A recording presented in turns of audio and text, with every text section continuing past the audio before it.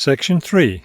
You will hear a conversation between a university student and a librarian about using the city archives.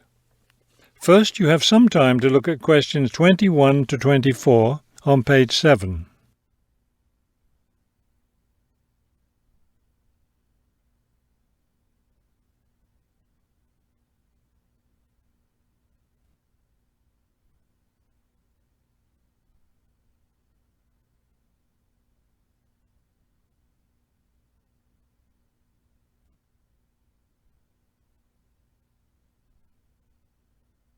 As you listen to the first part of the conversation, answer questions 21 to 24.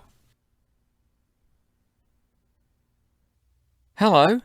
I was wondering if you could give me some information about using the archives? I'd be happy to. Are you a resident of the city? Actually, I live just outside the city, but I study at the university downtown. That's fine. All you need to do is show your university identification card, and you can use the archives at no charge, as long as your ID card is current, of course. Yes, it's valid. So I don't have to pay anything? No, city residents pay an annual fee, but students can use the archives for free.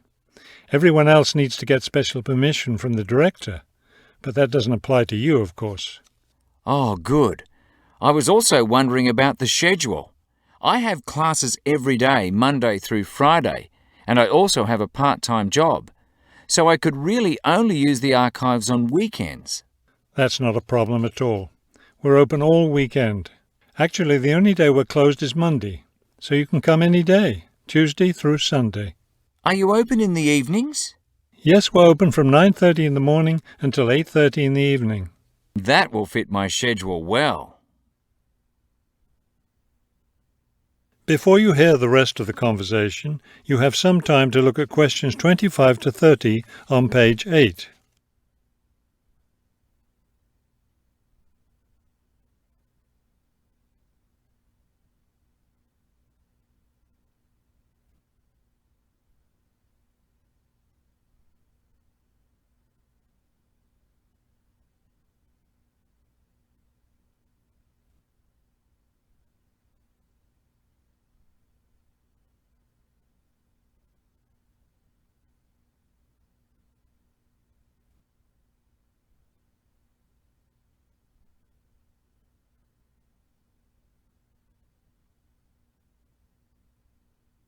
Now listen and answer questions 25 to 30. Is there something else I can help you with? Yes. One thing I'll be needing to see for one of my class projects is old photographs. Do you have photographs of the city in the 19th century that I could look at? Yes, we store all the photographs in the basement. Those stairs over there will take you down to the photography collection. Just tell the librarian there what you're interested in, and he'll help you. Those would be 19th century photographs? Yes, the entire collection is there. Now, if you're interested in seeing documents from the 19th century, those are right here on the ground floor. I would like to see some of those documents. Does that collection include newspapers too? No, all the newspapers from the earliest ones in the 18th century up to the current time are on the second floor. Here, let me just give you this map of the archives, and you'll be able to find whatever it is you need. Thank you.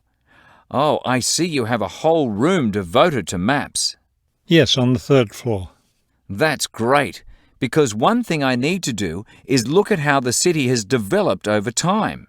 I'm sure you'll find a lot of helpful information there. Of course, some of the maps are several centuries old, so generally visitors are only allowed to see photographic reproductions of them. That shouldn't be a problem. What's this on the fourth floor? Ogden's Woolen Mill. As I'm sure you know, Ogden's Woolen Mill was the major entity responsible for the growth of this city in the 19th century.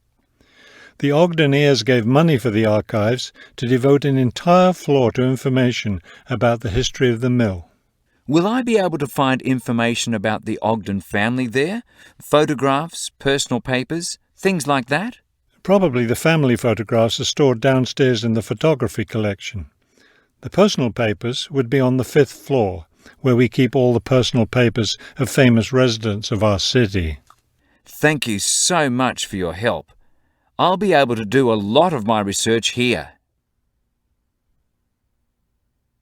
That is the end of section 3. You now have half a minute to check your answers.